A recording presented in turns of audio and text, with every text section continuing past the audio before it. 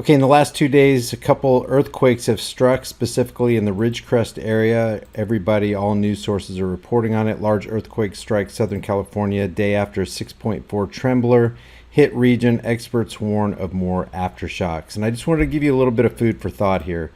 There is such a thing as earthquake technology, and I'm going to play just a little bit of this History Channel. Yeah, like you can believe the History Channel, but they're actually claiming that they have technology that causes earthquakes. And I'm going to interrupt in a couple places here because the History Channel is one of those channels that likes to issue copyright strikes. So let's take a look at this.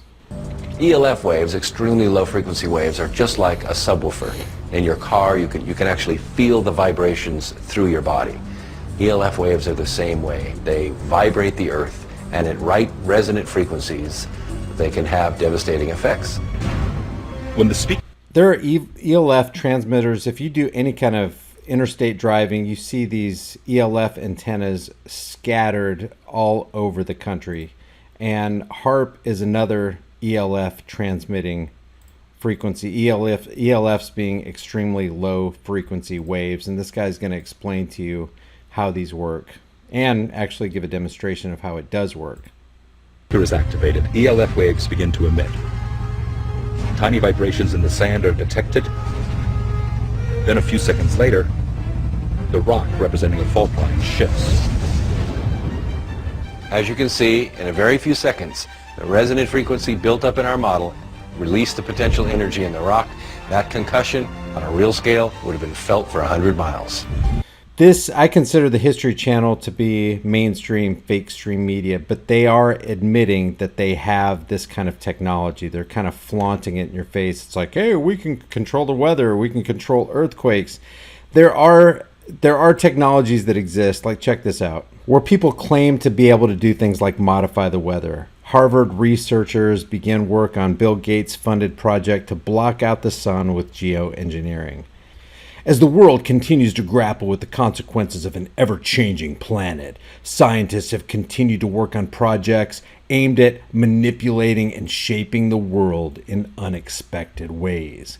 Now, am I saying that this latest earthquake was done through an ELF? No, I'm not saying that. I have no way to prove that, but they do have the technology. The technology exists to be able to affect some kind of change in the climate, whether you're talking about cloud seeding, blocking out the sun, or sending ELFs into the Earth's surface to create some kind of earthquake scenario.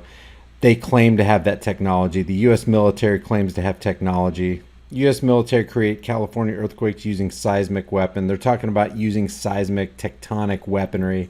And so this is a reality that they claim to possess this kind of technology. And I'm just throwing that out there because usually when people think of earthquakes, they think of just a natural disaster, a natural occurrence. And we live in a day and age where it's not so natural anymore. And you have to look under the covers and find out if there's any foul play involved. And of course, all you have to do is follow the money, because when things like this happen, and I think later in this report they have a tweet by Gavin Newsom.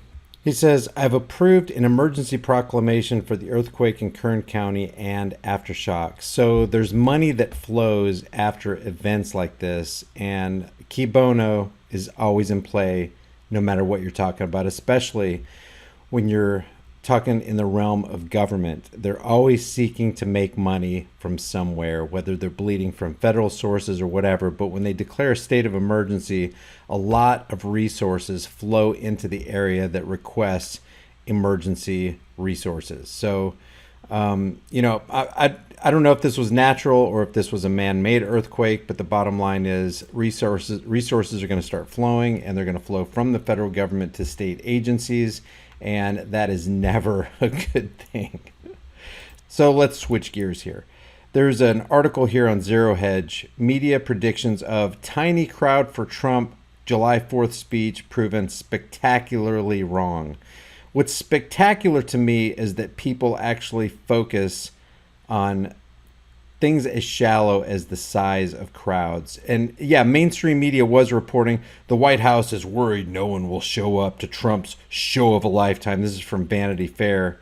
This They started too late. Officials and allies anxious about July 4th Fest. People are really trying to put out this idea that the amount of people in the crowd is somehow equal to what? Truth? Who cares how large the crowd is? Obama drew large crowds, but a majority doesn't dictate what the truth is, and it doesn't dictate what reality is. Over here on CNN, it says Trump hoping for enormous crowd at July 4th event.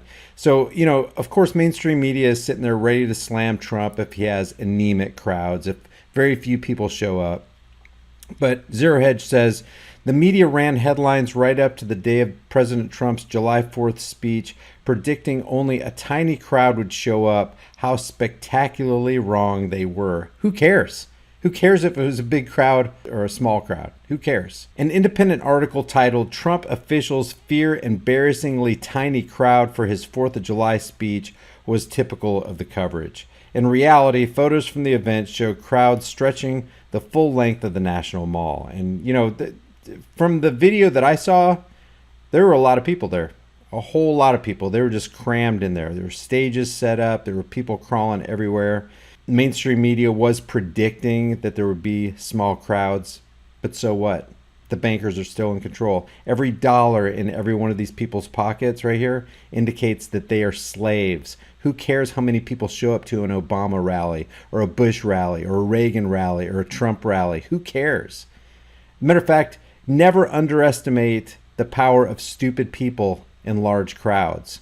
This girl says, yes, there are so many Trump supporters that love their country and the Make America Great Again agenda. This photo makes me want to cry. So happy and proud. Trump 2020, here we come. This guy, who people claim is a leftist, says the webcam at the National Mall was abruptly shut down without notice and has been removed from the whitehouse.gov site, presumably to stop viewers from seeing the lack of attendees at the Trump parade. We are about to relive Trump's inauguration all over again. Who cares? Paul Joseph Watson weighs in. Leftists everywhere claiming huge crowds at July 4th parade were photoshopped. Here's one from CNN, hardly a fan of Trump. The sheer level of self-delusion you engage in is beyond belief. And he makes a point about how many people there are. To me, it looked like there were a lot of people there. But again, who cares? Paul Joseph Watson also tweeted another photo, a comparison photo of all the people who appeared at the Trump 4th of July rally and the very few people who showed up for the opposing team. Here's another one from The Guardian. White House struggles to draw crowds to Trump's 4th of July show. White House aides have reportedly struggled to draw crowds to Donald Trump's 4th of July celebrations, with service chiefs for the Army, Navy, Air Force, and Marines set to skip the planned display of military might. Despite facing accusations that he is politicizing an important holiday, emulating displays in authoritarian countries, and wasting taxpayer money, Trump is set to mark Independence Day by delivering a speech about patriotism on the steps of the Lincoln Memorial. Here's what I want to ask. Whether you're a Trump supporter, whether you were an Obama supporter or a Bush supporter, what if the guy that you were supporting beefed up and increased spending on the military-industrial complex? What would you think about that guy? We know that if you increase the coffers of the military-industrial complex, you're actually dipping into the pockets of Americans who you say you want to protect and serve. And yet that's what Trump did, okay?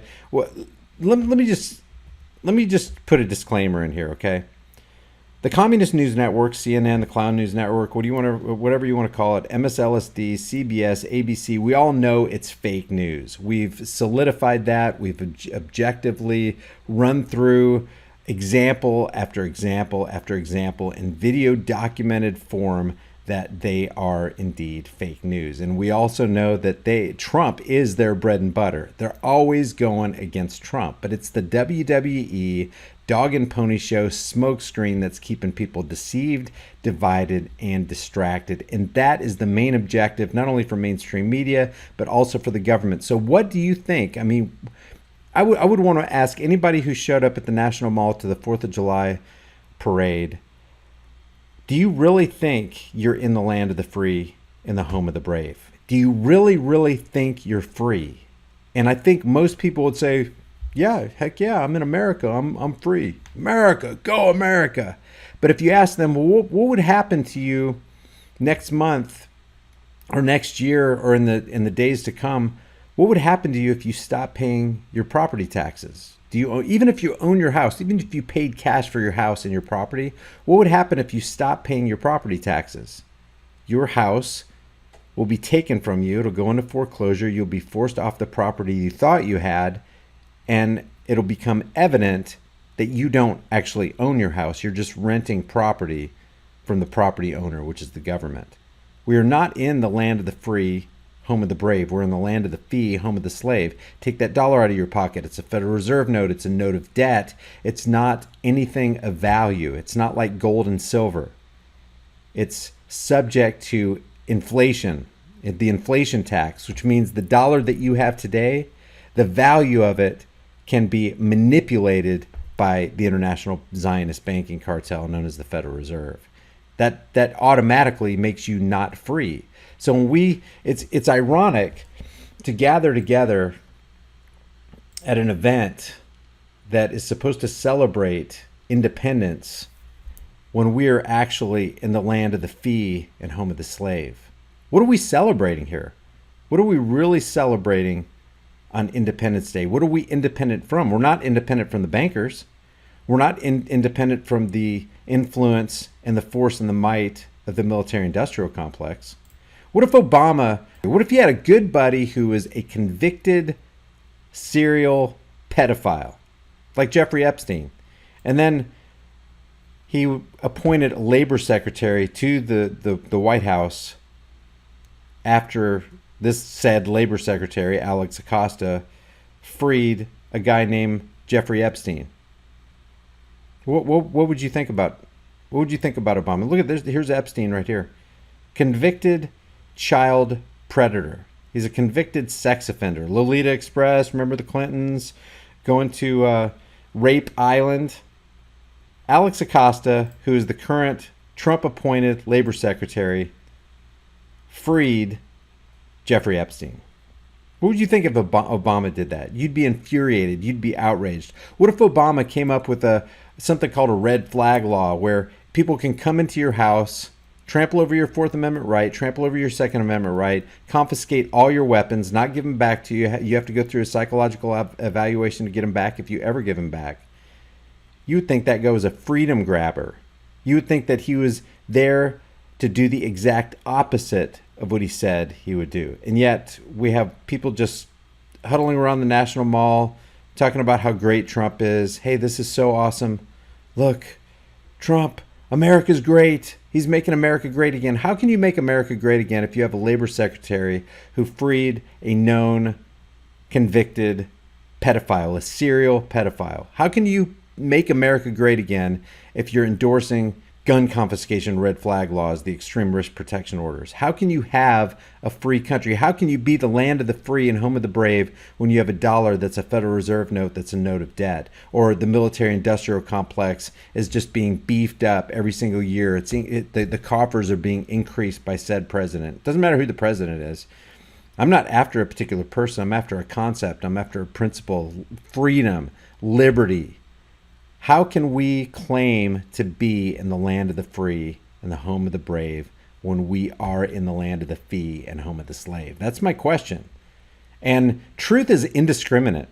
It doesn't matter who's in the White House. It doesn't matter who the labor secretary is. It only matters about truth. And what about Mike Pompeo, Secretary of State, known warmonger, CIA agent? What about National Security Advisor Michael Bolton, he's just frothing at the mouth for war? These are just a couple things that I think about, guys. So to me, crowds, who cares if there was 10 people or 10 million people on the National Mall? Are we free or are we slaves? That's the question. And if we're at an Independence Day parade, what independence exactly are we celebrating? That is the question.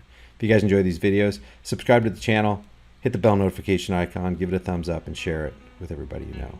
If you guys enjoy these videos, be sure to subscribe to the channel, hit the bell notification icon, give it a thumbs up, and share it with everybody you know. Also, check out over 100 hard-hitting designs in the shirt store, and if you want to support more content, hit me up on Patreon or PayPal. All those links will be in the description and in the pinned comment. I'll see you guys in the next heavily censored shadow ban video.